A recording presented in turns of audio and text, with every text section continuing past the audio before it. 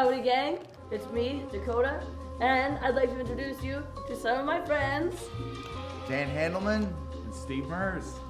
comics and writers and real lovely gentlemen from Cleveland, Ohio. Ohio! I'm sorry. Dan has brought these Ruffles all dressed potato chips.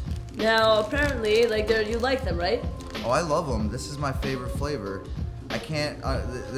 They're anachronism to me. They're very anachronistic. What does that mean? I mean, it's more of a feeling. I think. Yeah.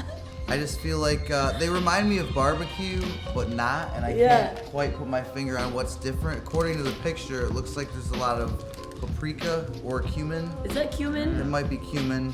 This is what the bag looks like here. And you can see that, like in Canada, the Ruffles is like, oh, it looks different. It's purple. I think there's like an onion and some ketchup and like other stuff, dill pickle. I don't know. But things that make it look like it's gonna be an all-dressed chip. So we're here, and I'm gonna try some of these Ruffles. So are you confirming or denying that Ruffles all dressed are supposed to have barbecue sauce, cumin, and oil? I can't confirm nor deny. Judging by the ingredients, this must be the sodium acetate. And I don't know where the monosodium glutamate is. It's certainly in the chips. But you know what? I'm gonna be honest. Well, that's why they look so fresh on the front. MSG Okay, let's try it at the is same delicious time. though. Okay, here we go.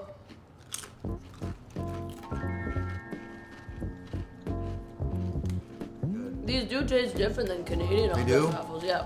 Do they still have the same elements? Yeah, like Wind, these water. ones, like Canada's all dressed just tastes more strong.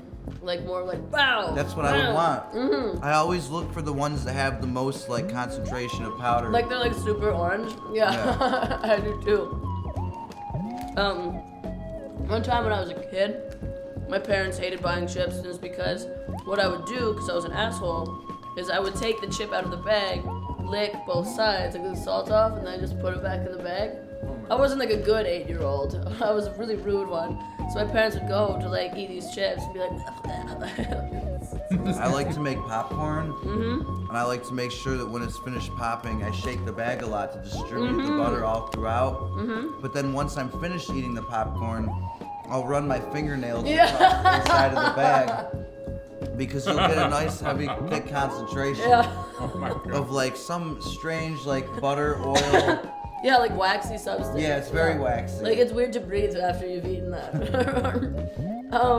My sister and I would lick the inside of popcorn bags. Oh yeah, For that same reason, eventually you like, just you like rip it open. rip along the edge of the Yeah. bag and you just tear like, it apart. as you go. Yeah. Now these are pretty. Oh god, these are my favorite. I love all dressed Ruffles. Couch potatoes.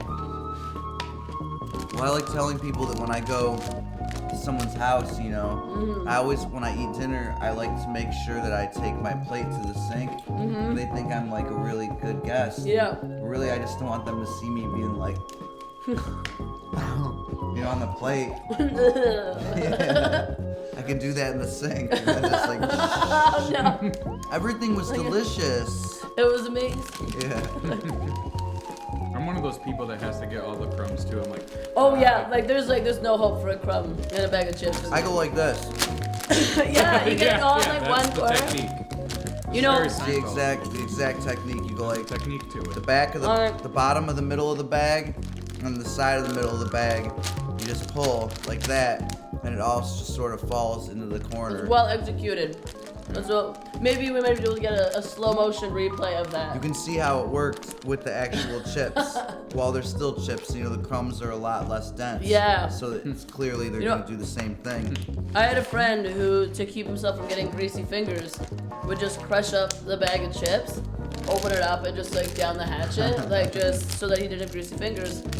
Because like we're all like, I mean, I'm wiping my hands off on my clothes constantly.